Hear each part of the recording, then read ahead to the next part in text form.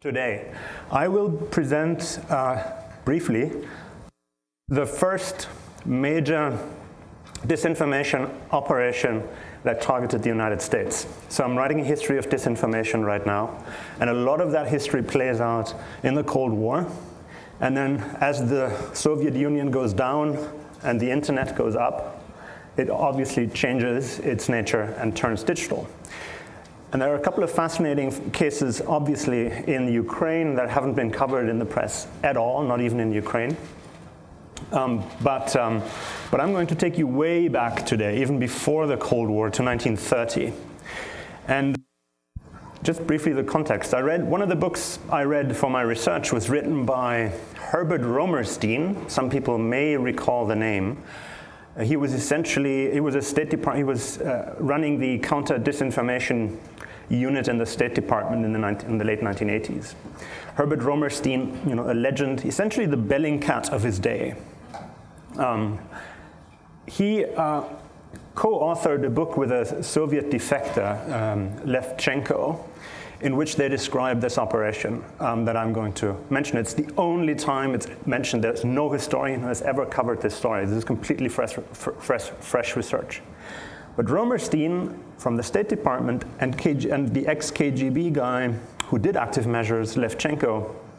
So I read the story, and I'm like, this makes no sense. You guys get it completely wrong. You get your attribution wrong. You're missing key details here. So I said, OK, let's do this again. Go back to the primary sources and get to the bottom of what happened here. And I'm going to present to you what I found today. So briefly, the context. We're looking at, this is New York. The entire story plays out in Manhattan, including the production of the forgeries. This Manhattan in 1930, late 1929, the Great Depression is beginning. It's a very intense moment in the history of the United States and, of course, New York. You have prohibition, and there's some good partying happening in the city at the time.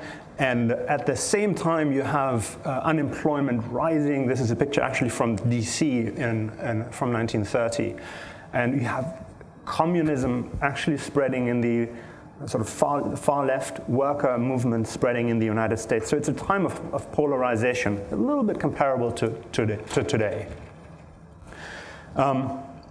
And in that context, in March 1930, there's a massive demonstration worldwide. It's the day. It's called the Unemployment Day, and you have a breakout of violence. People die across the Western world, and very quickly the idea makes the rounds in the U.S. but also in Europe that the Soviet Union, the young Soviet Union, it's only 8 years old at that point in time, is interfering with these protests. It's essentially fomenting violence in the West. The Third International, the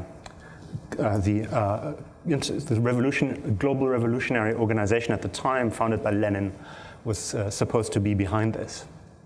So that's the context for what happens next. This is a picture of one of these large New York demonstrations. And the New York Times, covered all of this in detail. This is big news of the day. What happens next is Grover Whalen, the gentleman with the mustache there, is sworn in as the NYPD commissioner, and he very quickly, he's a showman, has a bit of a populist streak, and he very quickly escalates, hires more people in the NYPD, buys more arms. There are mounted units and horses trampling over protesters. It's a pretty brutal time there. This is a picture from one of the units. So what happens next is Grover Whalen here again. As I said, he's a showman. He was very good at not just using force, but also showing what he did, and used reporters to get the word out of what he did at these demonstrations, which put him under pressure. So now the forgery comes in. Grover Whalen, head of NYPD, is under political pressure because he's too brutal and too violent in countering these, what he calls communist demonstrations. And everybody is sort of waiting for evidence to show that the Soviets actually control the demonstrations in the United States. His name is Bogdanov. He's the head of an American, he's a Russian, knows all the big names in Moscow, in the Cheka, and in the Politburo. But he's in New York at the time, heading UMTORG, which is the Soviet trade organization, basically an unofficial Soviet representation in New York. And suddenly this letter pops up out of nowhere, which is allegedly written by him, instructing it's written to him and instructing his organization from Moscow to escalate. Listing 30 agents that Moscow has sent to New York in order to escalate the situation on the ground, and the United States more broadly. Then what happens next is Grover Whalen, here's the press conference from that day. That picture was insanely hard to find. Grover Whalen shows the press these letters that implicate the Russian government in controlling and in subversion and sabotage in the United States. And this blows up. Huge news story. So, Red Scare in the US, Moscow alleged to have fomented strikes and riots, 30 communist agents sent to New York. It's international news. There's so many stories covering this situation. And very quickly, of course, UMTORG, the Soviets, deny that they ever did this. So the situation is getting quite confusing. Grover, Whalen, the government says one thing, everybody else, the Soviets say another thing. And of course, in the spirit of the time, the credibility is with the NYPD and not so much with the Soviets. So, but widely called just Reds at the time already. It's a very anti-communist atmosphere in New York. But what happens is that the next thing that happens is that a congressional inquiry, the House, sets up a special committee to investigate communist red propaganda operations in the United States. So the congressional committee gets underway, it's known as the Fish Committee, and starts investigating what actually happened. At the same time, as this is going on, you have investigative, this is Fish, Hamilton Fish, who heads the committee. At the same time, you have journalists, investigative journalists, trying to get to the bottom of what happened. And one guy working for the Evening Graphic in New York is particularly inventive as a journalist, as an investigator. This, by the way, is a moment in history where journalists carry police badges that are fake and walk and show them to people in order to get better sources. It's kind of a wild time for investigations, which makes the story quite interesting. So this guy from the Evening Graphic basically says, okay, we have this Russian language alleged forgery that's making the rounds here in New York. There are only so many Russian language print shops that can produce that kind of thing in New York. So he basically went to the phone book and visited all the print shops. There are not too many, a handful. And he was showing them a copy of the letter. And in one print shop, the printer basically says, oh yeah, sure, I printed this. This is my work. And he's like, bingo. This is produced in New York with a Moscow dateline. So all that comes out in that hearing, which is an amazing thing to happen. So next question is, who did it? Who was actually behind it? If it's a forgery, that's how print shops looked like at the time. And the print shop forensics that we have on this case are essentially the 1930s equivalent to metadata today, which really are metadata. So let's go into that for a moment.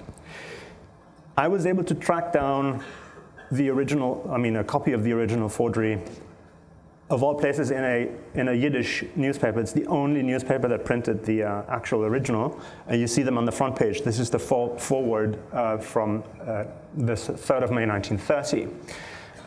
This is the forgery itself. And if you zoom into the letterhead, I'm not sure I have a pointer here. Let's try this. Yeah, you can see the executive committee of the Comintern.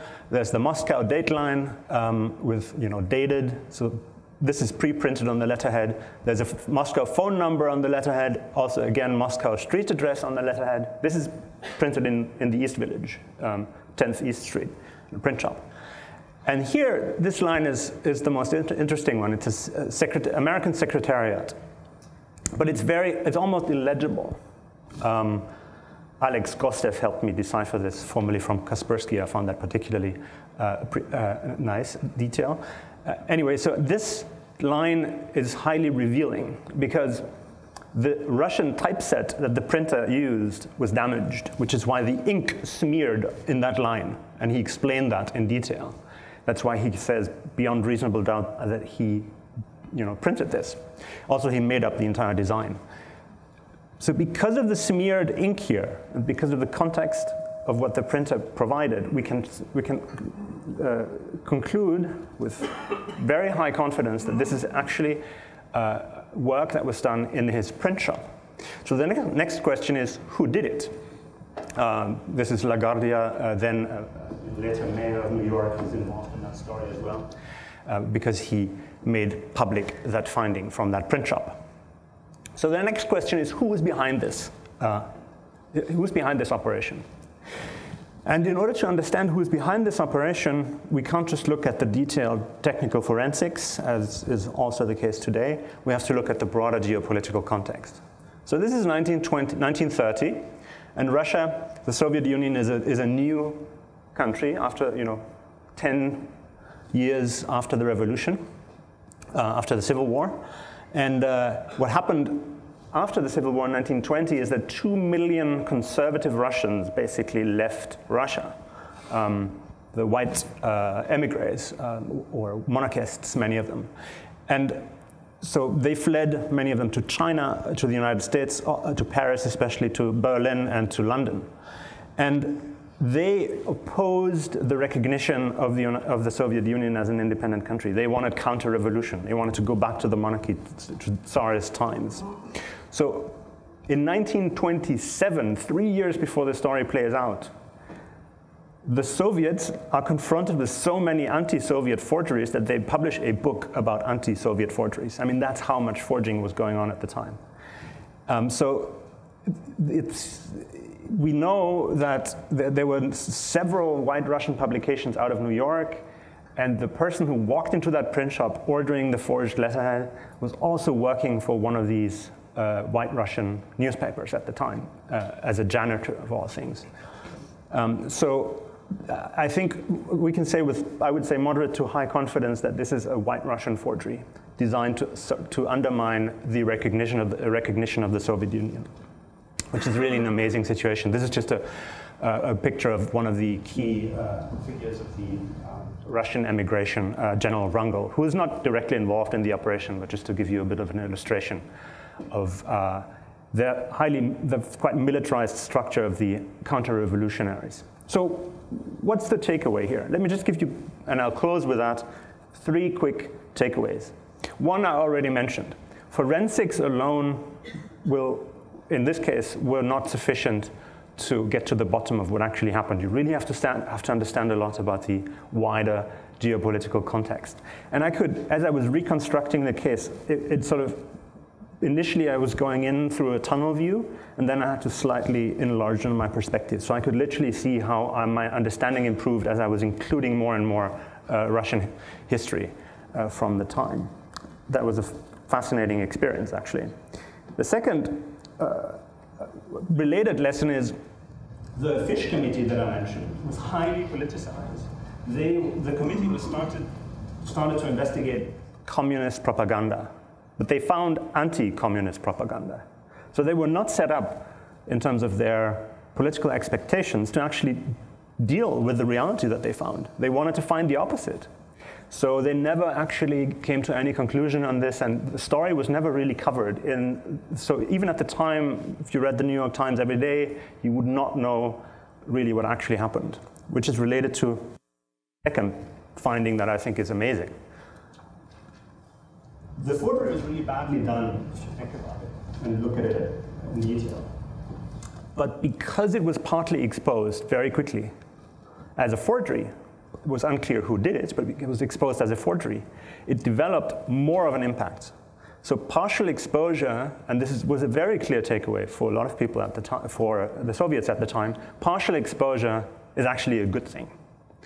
And there are many, many cases that come later where partial exposure is really built in. Even CIA makes that experience in the 1950s, that partly exposing an operation can enhance the operation. The third takeaway, the final takeaway that I just quickly wanted to highlight is that this operation in a way foreshadows the future of active measures for quite some time to come. In the sense that what the White Russian forgers did was to articulate a fear that a lot of people had already. The fear was that the Soviet Union, the Comintern, and the Third International was controlling and fomenting violence in New York. And that Amtorg, this Russian organization with Bogdanov as its head, was a tool of the Soviet Union. Now that was accurate. That was actually happening. Just not exactly how the forgery described it. But so the takeaway here is if you run a forgery, if you run a disinformation operation or an info op really, the most effective way to do it is to take something that has roots in reality, that's not completely made up, and that a lot of people believe in. The two can be separate, by the way, but those are the two components. Use something that is accurate, and use something that has real emotional resonance, and then run with it. And the forgery, in a sense, will be believed by a lot of people. So ultimately, Grover Whalen, the NYPD commissioner, fell and had to step down as a result of the affair. But I would consider it nevertheless a success. The final irony is that one of the people who did the forgery, most likely, wrote a piece in the New York Times a couple of months later blaming the Soviets for the forgery. And he came up with a reason. He said, basically, listen, they wanted to get rid of, they basically wanted to undermine the credibility of all documents that would come out in the future so that we couldn't believe anything anymore. They wanted to turn us into cynics. I mean, this is quite twisted. The argument here that they wanted to turn us into cynics, of course, was fake as well. So this hall of mirrors where you come up with fakes to defend initial fakes was really quite far developed already in 1930. So I'll stop here, and we can talk about some more recent, more technical stuff. Thank you very much. So what is kind of like the impact of the initial story versus later on when it's discovered to be a forgery? Like, does that end up getting the same sort of coverage and acceptance as the initial leak?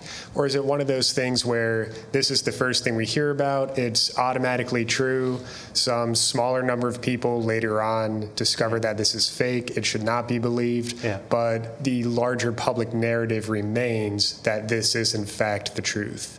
Yeah, that's a very difficult question to answer in hindsight, because obviously I can't interview people on that case, only look at newspaper coverage. Judging from the newspaper coverage and the frequency and the number of articles, I would think, yes, the initial story got more press than the congressional committee, for example, but it got a fair amount of press afterwards as well. So difficult to say. Probably both what you're describing. Some people considered the red remote control as true, others didn't. So it really added confusion. Well, I don't see any other questions. Sorry, this is quite far, coming quite far from left field, so to speak here, but I appreciate your attention. Thank you.